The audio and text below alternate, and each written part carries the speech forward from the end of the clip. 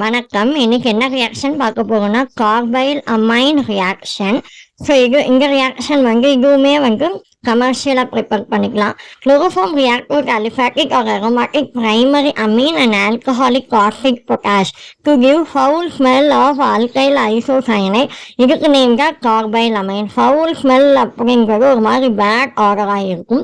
So எப்படி prepare பண்ணாங்கிறத பார்க்கலாம். Reactant methyl amine, chloroform and 3 moles of potassium hydroxide, அதான் ஆல்கஹாலிக் கார்சிக் பொட்டாஷ்.